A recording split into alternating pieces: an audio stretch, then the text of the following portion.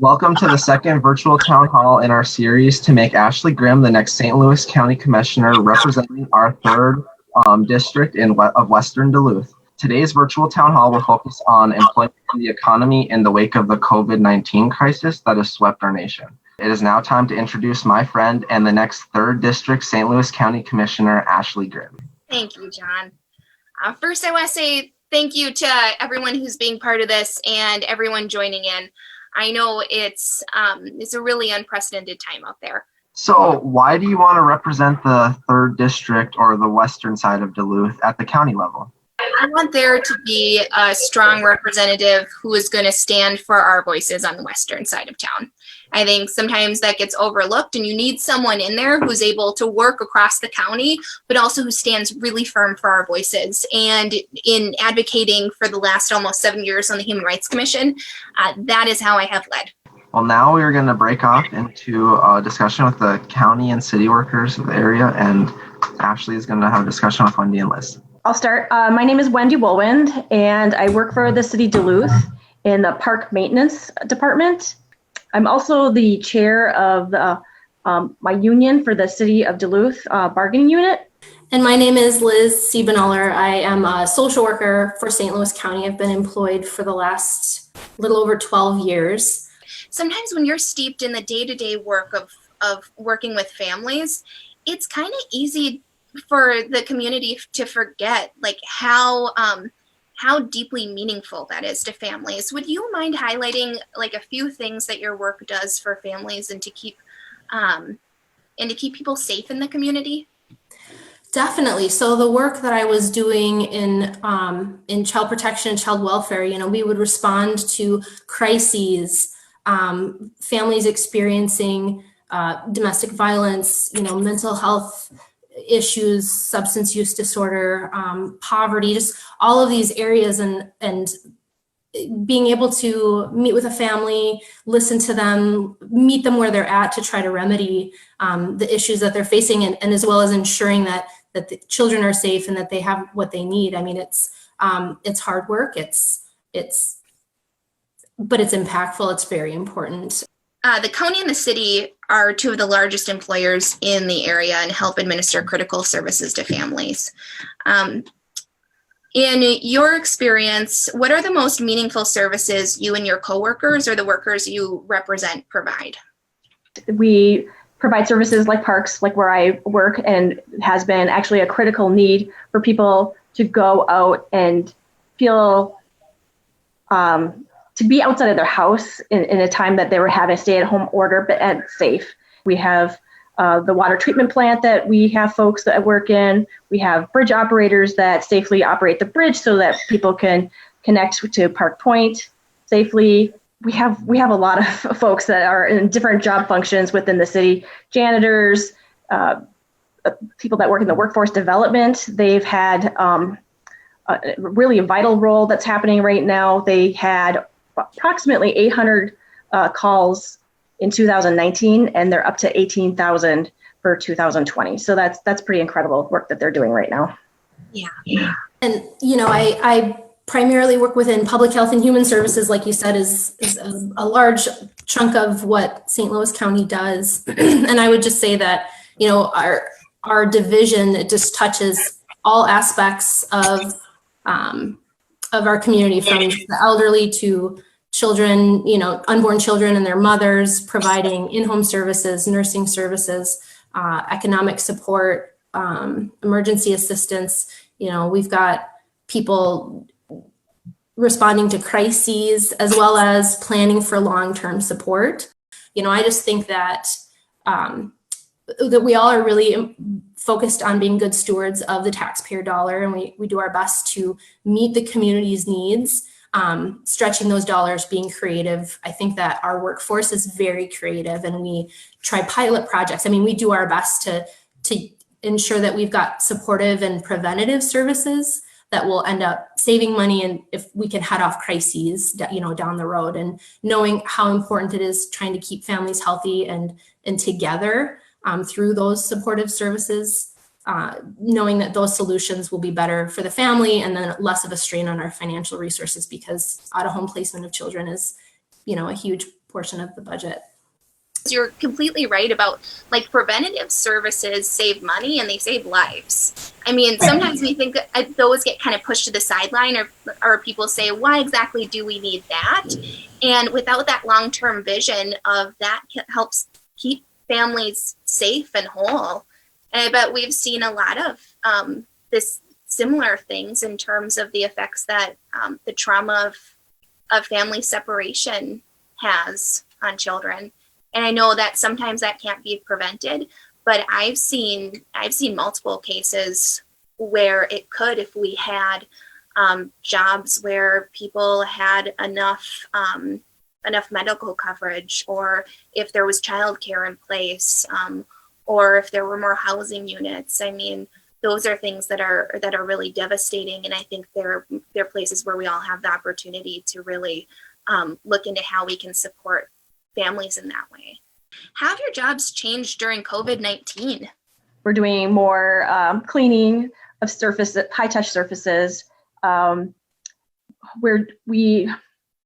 in the maintenance department, and so it's been a learning experience how to try to do things safely with a distance with your coworker, and just constantly reminding each other in a nice way, like, okay, 6 feet, so we just stay away.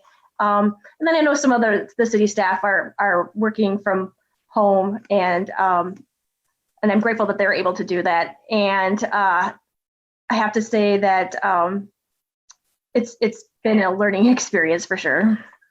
We've been working in my unit remotely since mid-March.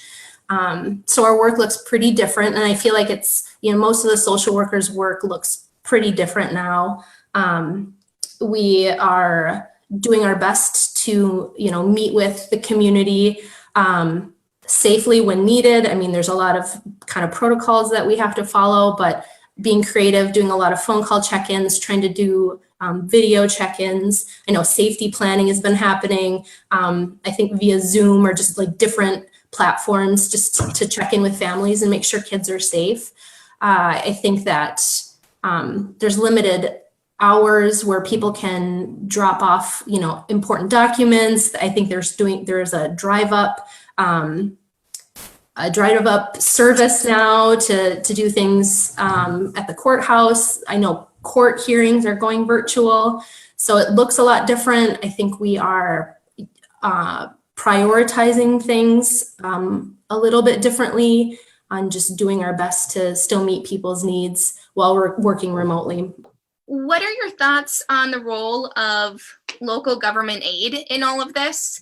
And the thoughts on how we can support workers and prevent more layoffs? We rely heavily on that local government aid, and that in these times of crisis, the community needs are still there or growing, and we need the funds to continue to support the community like we have been, and keeping them healthy. And if that changes, I think that we could create a worse or more expensive problem. Are there any questions that you have or any closing thoughts that you would like to share? Well, I just want to thank you for having me on here, and I really appreciate that you took the time to talk with us and getting our view as city and county employees. And I will be continuing to watch Facebook Live once we're done being interviewed here. As well, thank you for having us, and I value so much that you're reaching out to hear our voices. That's so important for our leaders and our elected officials to hear what we have to say and to value that. I'm really excited about what you have to say, and really look forward to seeing how this goes and supporting you along the way. Thank you so much. I really appreciate that. I think we have Mike Letica. And then I think Bob. Hey, Bob. Thank you so much for being on. So I wanted to give you a couple minutes just to start off to talk a little bit about your experience with local businesses and what gets you interested in being on here. Mike, do you want to start out? Sure. I grew up in, I'm a West Duluth guy myself. I grew up in Gary. I graduated from Morgan Park in 1980 when it was still a high school. And I've been involved. I worked for Curtis Oil with Curtis Oil for many years, and I was the operation manager in charge of all the Super Americas. So I made all the decisions with as far as purchasing and how we advertise and go to market and things like that. So I'm really involved in the local business community because of all of those years. And I also own some businesses. I own a lawn care company. I manage a singer. I had a couple of businesses that didn't go very well. I had a restaurant, and so that didn't go very well. So I couldn't quite make it, and that's just a thing of the economy in the western part of the city, in particular, especially the Morgan Park area. And it's just, you know, I'm excited about being on here because I wanted to have a say, like voice my opinion on some of the business aspects of the town, especially in the western part of the city.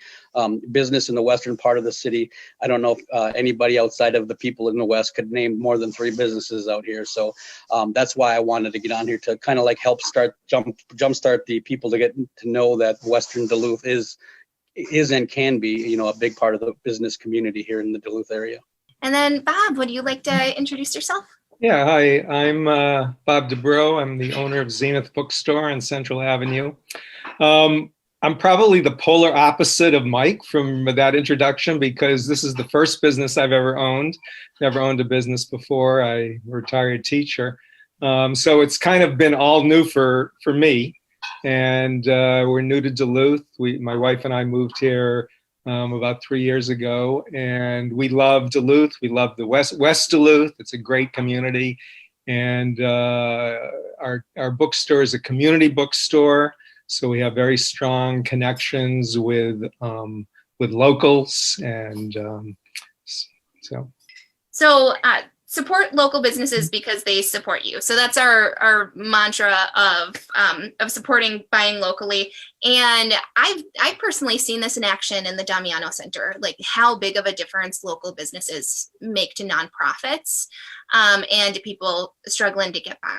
And so I was wondering if you could share a couple stories or example of how your local businesses have stepped up to community needs.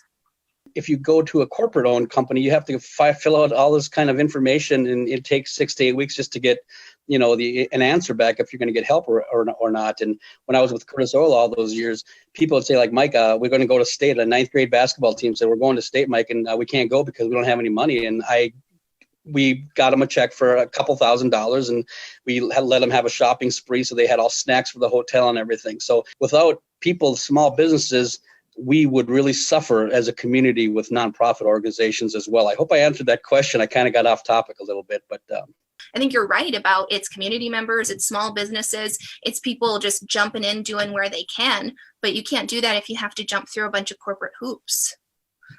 Cool. Yeah, Bob. So Bob and I have a personal connection with. yeah. When I first got to Damiano Center, we had this new like amazing shelf that was built, but we had really old books. And Zenith has been like this constant supporter of us getting students to be excited about reading. The other piece of that, if I could just kind of expand on that too, is that it wasn't just Zenith Bookstore like help supplying the books. The way that kind of campaign happened was that we had a raffle. So one of our customers donated a beautiful signed first edition of a very popular book, The Hate You Give by Angie Thomas. And we mobilized and involved our customers and our supporters by having a raffle, and was able to raise $1,000 based on that, which went towards buying books for Kids Kitchen. What does government accountability and transparency mean to you? What would you like that to look like with your next county commissioner and even the other representatives that you work with? Personally, I and I'm speaking from a local government, this is what I would like to see is I would like to just see them talk to businesses, like no matter if you're the mayor, if you're a county commissioner, if you're a councilor, whatever level of government you are. I just want, no one could know everything about everything. So, and I think there's a big difference between kind of reaching out when it's convenient and when you agree, and then reaching out and being transparent about really hard places where you might disagree. And I think you're really right about that importance of going out and not just letting it be the people that come to you, because there's parts of our neighborhood that aren't that it's not as accessible to go to City Hall, or there's reasons that like people are working and they're not able to show up for that. So so I really appreciate that insight. You know, one quick thing is that when I was a manager at age 21. I got promoted right away, and the boss that promoted me so quick. He said, Mike, he goes, I don't want a yes man. Because if I wanted a yes man, I'd hire somebody else. He goes, I want someone with a different opinion so we can grow together. He goes, you can't make decisions if one person has an opinion or one person has the say. So I've always remembered that, and I've always made sure that that's how I follow, in my whole life. I like what I just heard. I think it's important that small businesses, working class organizations, community organizations have a seat at the table. So it's not like, we're not just solicited our opinion when election time comes around, but there's a regular mechanism for our input, and that it's clear that it's wanted, that it's genuinely, solicited and wanted. I would like to see some of that accountability for policies are implemented too. To say, oh, hey, it's been a year. What does this look like now? And are we holding ourselves accountable to making sure we have the best implementation, or that it was the right policy? I really appreciated people who are willing to sometimes say what they don't know too, and to seek that out and to have input that really challenges them to be honest about some places, to be honest about our successes, but also to be honest about places where we haven't succeeded. I mean, it's a very real thing that we don't have enough resources for people who are going through addiction. We don't have enough housing units for people. There are ways that families are really slipping through the cracks. And so by being honest about that, and then believing in the people who are doing the work, and believing in a vision that does better and sometimes has to do better with less, I think we can really get to where we need to go. Yeah, I think that's something that a lot of politicians, which I'm not necessarily characterizing as a politician, but a lot of politicians do, is they don't really take into account the, I guess, real world events. I think you're right about there's a lot of pressures on both ends. And the people who I've appreciated have been the people who are relentlessly committed to their constituents. I think, and I didn't, my first campaign that I really worked on was my own. And part of that was because I didn't have a lot of politicians I believed in. And I felt kind of disillusioned working on issues because it would take so long to make this progress that everyone agreed on, but you needed people to really push and fight for it. And so I think one thing I'm excited to bring to the table is that real commitment to constituents and commitment to what that looks like on the ground. And I think we'll all challenge each other in that. And I think that's a really good thing.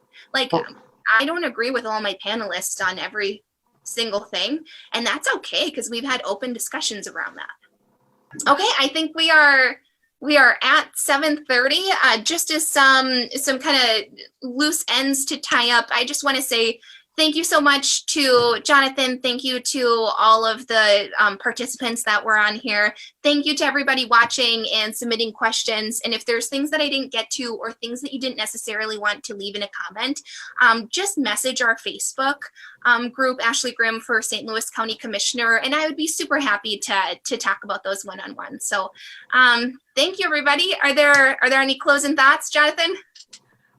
Good. This is great. All right. Sounds good. Thank you so much. All right. Have a good night, everybody.